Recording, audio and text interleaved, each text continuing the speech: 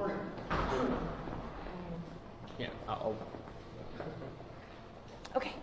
Did you hear anything that you didn't know? Are you being frustrated by this, like some of your colleagues are? Well, obviously, look, the process is extremely frustrating, but actually this is the first real briefing that we've had that we've now made, I would say, progress on some of the claims Mr. Grush has made in his complaint and some of the claims he provided to Congress. This is the first time we kind of got a ruling on what the IG thinks of those claims.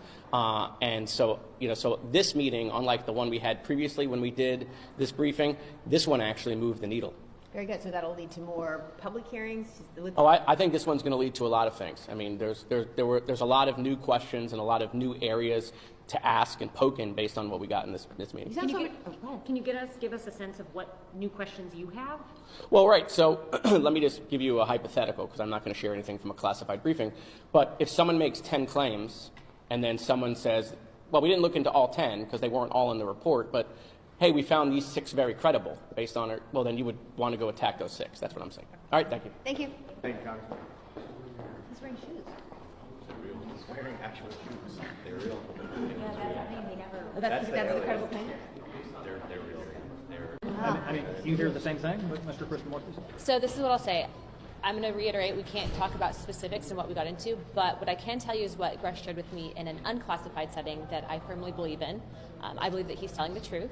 I think that he is a credible witness, and what I can also say is one thing in particular that really caused me to be concerned about this whole thing is that Grush had stated to myself, Representative Burchett, and another member on the phone that there were people that were hurt hiding this information and keeping this information safe and or trying to come forward with this information. What I can tell you is I believe that claim after now leaving. And that's all I'll say on that. Do you think that the administration is sending the right people? Do you think that you guys are actually talking to the right people in these classified? I think that they are sending the correct people on paper. However, there is, and it's become evident that there is an overclassification and that we are continually being stonewalled.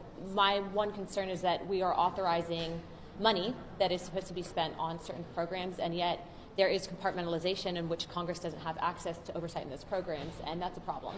Are you more concerned leaving now than you were going in?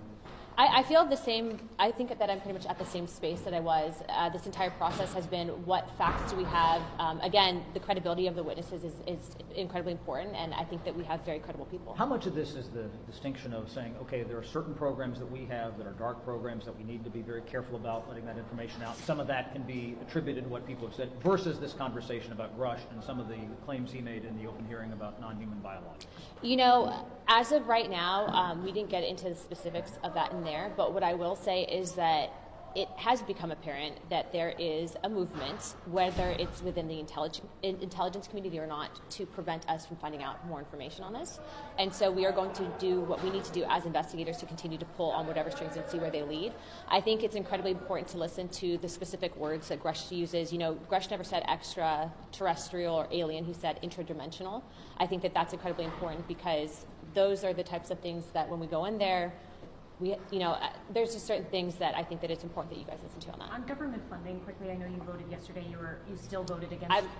This is UAP today, so thank you guys. Can I get clarification? Yes, you said interdimensional. I mean, now, what does that term? Is this something that bends time and space? What are you getting at? I think that Grush, when I had talked to him on whether these were specifically extraterrestrials or alien in origin, he said interdimensional. He refused to use certain terms, and I think that's incredibly important because I think that that's really the question we're all wanting to know, right?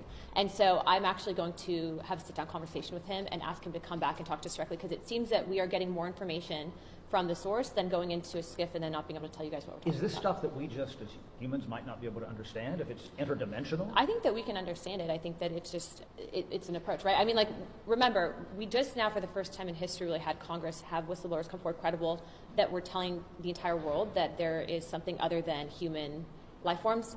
Grush said that those were interdimensional beings. He refused to use extraterrestrial and alien. I think that's important to note, but I do have to go feed my baby, so thank you guys. Thank you. Sorry, I'll step on the side so she looks at me. Yeah. I know, sorry. Do you mind standing in between the cameras? Chad. Okay. We got to talk about this. Okay. So, I mean, does any of this go toward your conversation about trying to get this bipartisan bill? I mean, is there something that touched on this? I mean, look, I think the bipartisan bill came out of a discussion at our first hearing to ensure that pilots have an ability to report UAPs. There right now is no system for pilots or aviation personnel to report UAPs, whatever UAPs may be, and so the bill would actually do that. Obviously, we can't talk about the details of the briefing, but I think there was some interesting information, and so I think that this is a topic that I think is a national security issue, and it's really important that there's disclosure and transparency. I think that's what the public wants. I think it's also a very serious topic, and so we've got to just take it with seriousness. It is not a joke. And without giving up state secrets here, we had a couple other members who were just here who said they were disappointed in what they were bipartisan, Democrat or Republican. But one member used the term that what they were exploring here were, her phrase, interdimensional beings. Is that something that we're dealing with here potentially? I mean, I think it's easy to be disappointed when you don't get all the information that you want, which I understand. I would have loved to receive much more information, but I think that it's reasonable to say that everyone that was in the room received probably new information. I certainly did, and I think it's interesting, additional information to continue the investigation and ask more questions. So definitely have more questions than less questions. Does that term mean anything to you? I'm not going to get into any terms. I just think that it's more important to focus on that this is a serious topic and it deserves serious attention. And I actually encourage also members of the media to continue covering this topic. I think that's really important. It is not a fringe topic. It is a serious national security topic. Continuing the investigation, what does that mean? Is that more hearings? Is that what do you think? Well, I mean, as the ranking member of the subcommittee that oversees obviously this topic, I would like to have more hearings. And so I think we've made that request already of the committee, and I think that the hearing requires more investigation. Who would you like to hear from next? Look, I think it's public knowledge that everyone, folks, this is an interdepartmental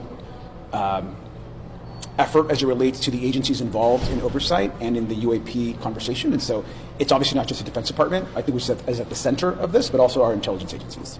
Are you satisfied with the answers you're getting from the intelligence community today during the briefing? I mean, I would not describe it that way. I understand that classification is complicated, and I certainly want more answers.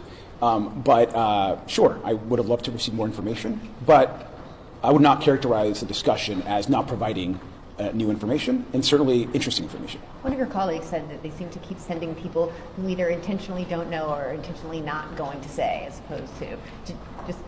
I would disagree with that assessment. I think that you have serious professionals that have long distinguished records in public service.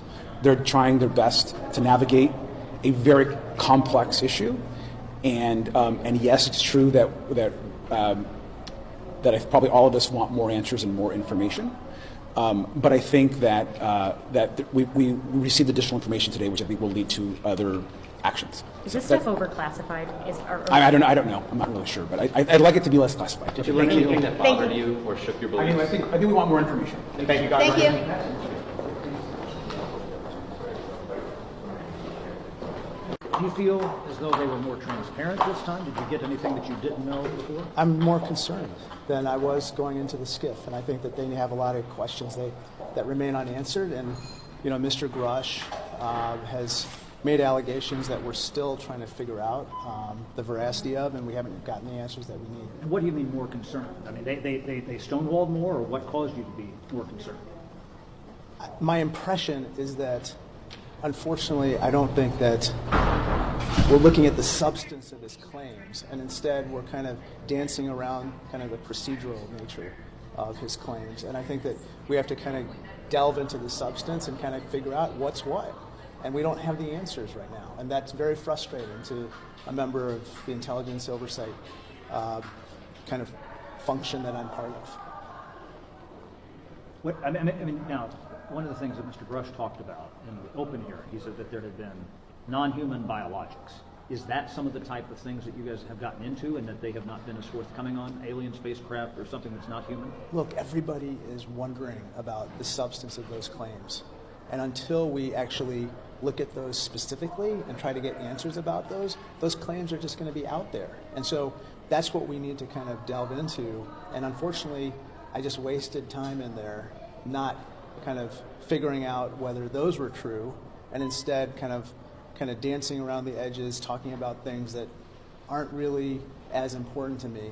All that being said, I think that Mr. Grush has made some claims, and he's also he needs to be treated with some respect, and we need to get into the substance of his claims. Was that asked about the non-human biologics and the alleged alien spacecraft? I can't get into the specifics of the hearing, but let's just say that all of us were very interested in the substance of his claims, and unfortunately, I didn't get the answers that I was hoping for. I got to go. Thank I'm you, sorry. Mr. Okay, thank you. Ms. Luna, good morning. How are you? No, heck no. This is just more of the same, more frustration. You put these guys and gals in a tough position. They're only, it's very compartmentalized, as we said. It's like looking down the barrel of a .22 rifle, and all they know is just right in that little circle. And but no, it didn't disqualify anything I've thought in the past. What comes out of this meeting? What do you do in response to this stonewalling? Well, it's just whack-a-mole. You go to the next one until we get some answers. We got some pretty definitive stuff that would that I'm sure y'all get from somewhere else about what was discussed, and to me it was it made what I think more credible. So they did tell you something. They didn't tell you not. That's correct. Okay. Because first you came out and you said we didn't learn anything new. Well, we didn't learn anything new. It just verified what I thought. Does that move the needle for you at all? No, I think they're covering this thing up. That doesn't, and these guys pretty much verified that. They, as I stated, I mean, it's not their attempt to do it, but by design, this issue is very compartmentalized. So what does the investigation look like going forward? Is it more hearings? More I think so, but it's got me focused on who we need to be bringing into the hearing.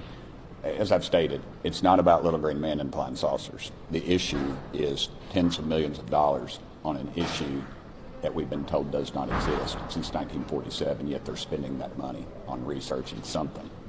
So who would you prefer to bring in? Well, last time I did that, our selection dwindled, so I'm going to keep that pretty close to the cuff because they ended up getting told not to come. Good? We're good. Thank you. Thank you. Appreciate it. Nope. Y'all don't know he's single, by the way. You tried to set him up with Caitlin. Well, he seems very happy. He's very happy, so I'm trying to ruin that for him. Yes. Okay. Okay. Did you hear anything? It's giving me a more clear perspective, a little bit more of a clear perspective. Before it's very blurry. Everything is extremely blurry, but I'm getting a little bit more clarity. Without saying anything that came out of the hearing, I will say that my worldview has not changed. Are they okay, then one more thing, and then I'll probably let you go. Are they obfuscating on purpose? Are they sending you to people that don't have the answers? Or is it, like Mr. Butcher said, it's so compartmentalized that you have to ask the right question of the right person? Is that what you're feeling? Yes, that's exactly, I would say Tim Burchett is probably right.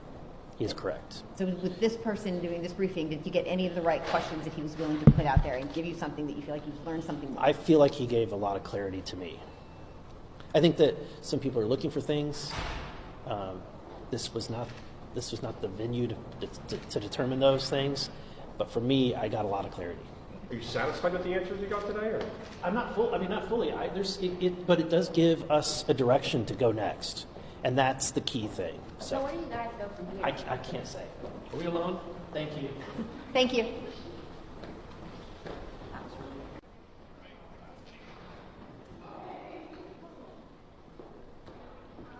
Thank you.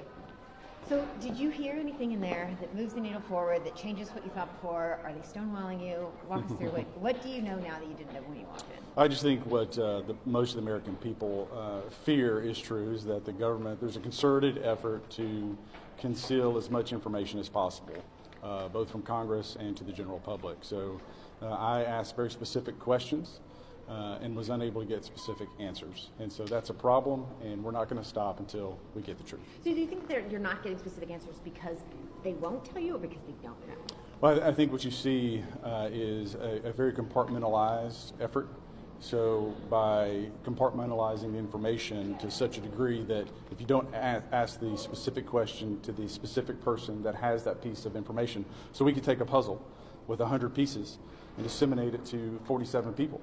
So unless you ask the right person for the right piece of the puzzle, you're not going to get an answer, and that's what's happened here. Did you learn anything new today? Nothing that I can disclose. Thank you. Thank you.